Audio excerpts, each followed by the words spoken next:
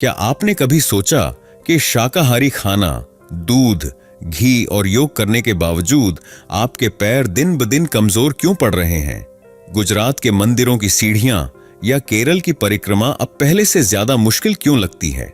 शुरू करने से पहले कमेंट में बताएं कि आप भारत के किस राज्य से यह वीडियो देख रहे हैं। पूरे भारत के दर्शकों से जुड़ना हमें प्रेरित करता है। चिंता न करें, आप अकेले नहीं हैं। भारत में कई बुजुर्ग कहते हैं कि नाश्ते के बाद भी थकान, चक्कर, हल्का सिर दर्द या नीची कुर्सी से उठते वक्त पैरों में कमजोरी और कांपना महसूस होता है।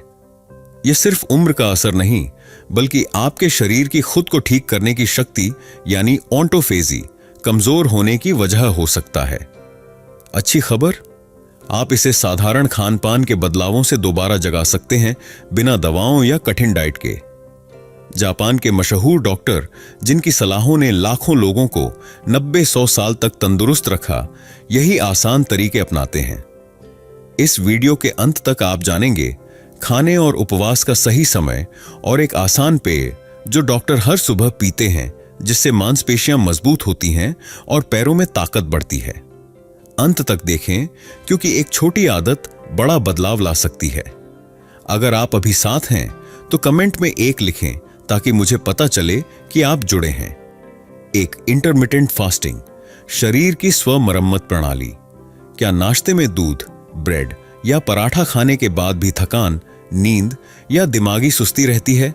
60 की उम्र के बाद शरीर भोजन को पहले जैसा इस्तेमाल नहीं कर पाता।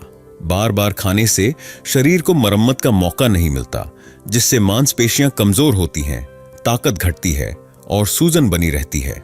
नोबेल पुरस्कार विजेता डॉ.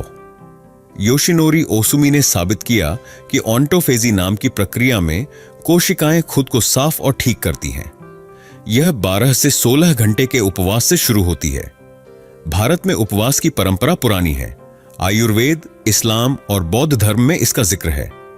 विज्ञान भी कहता है कि उपवास लंबी उम्र, बीमारियों से बचाव और मांसपेशियों की मरम्मत में मदद करता है। कैसे शुरू करें? रात का खाना 7 बजे से पहले खाएं। अगली सुबह 9 से 10 बजे के बाद नाश्ता करें। सुबह गर्म पानी, अदरक की चाय या सेब, गाजर का रस पिएं।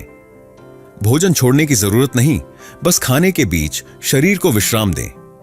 फायदे: ऑटोफेजी सक्रिय होने से खराब कोशिकाएं हटती हैं, मांसपेशियां ठीक होती हैं, ब्लड शुगर संतुलित रहता है, सूजन और जोड़ों का दर्द कम होता है और ऊर्जा बढ़ती है। 2. हर हाँ चीबू, 80% पेट भरें। बचपन में मां दादी कहती थीं, पेट पूरा मत भर, सांस की जगह छोड़। जापान में इसे हर हाचिबू कहते हैं, यानी 80% पेट भरते ही खाना बंद करें। ओकिनावा, जहां लोग 100 साल से ज्यादा जीते हैं, वहां यह परंपरा बरसों से है। कम खाने से इंसुलिन कम रहता है, पाचन पर बोझ घटता है और ऑटोफेजी को मौका मिलता है। कैसे करें? छोटी थाली लें, हर कौर को अच्छे से चबाएं। खुद से पूछें, क्या मैं सचमुच भूखा हूं या आदत से खा रहा हूं?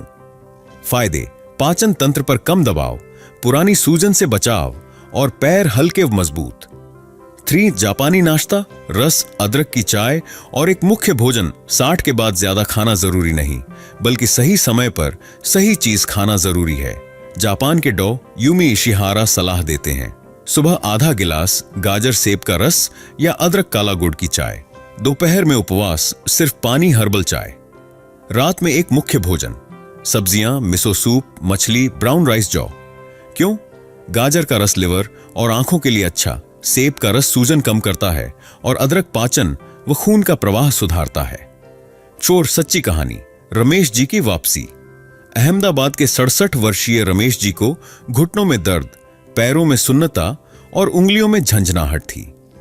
सोमनाथ मंदिर की सीढ़ियां चढ़ते वक्त ऐंठन ने उन्हें बदलाव के लिए प्रेरित किया।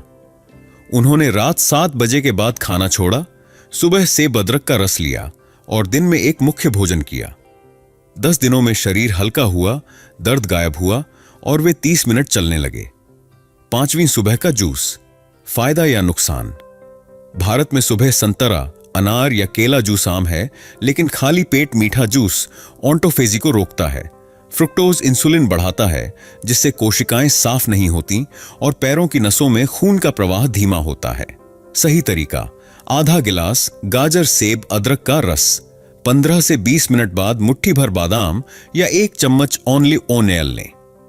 6. विज्ञान और परंपरा का संगम: आयुर्वेद, इस्लाम और बौद्ध धर्म में उपवास की परंपरा रही है। आयुर्वेद में उपवास अग्नि को संतुलित करता है। इस्लाम में पैगंबर मोहम्मद सोमवार गुरुवार उपवास रखते थे और बौद्ध भिक्षु दोपहर बाद नहीं खाते। ये सभी ऑटोफेजी को बढ़ावा देते हैं। निष्कर्ष: कोई महंगी दवा या जटिल डाइट नहीं, बस खाने का समय और तरीका बदलें। उपवास से मांसपेशियां बनती हैं, 80% पेट भरने से शरीर हल्का होता है और सही जूस से ऊर्जा बढ़ती है।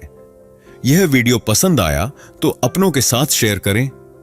भारत के हर कोने के दर्शकों को स्वस्थ, खुशहाल और मजबूत जीवन की शुभकामनाएं।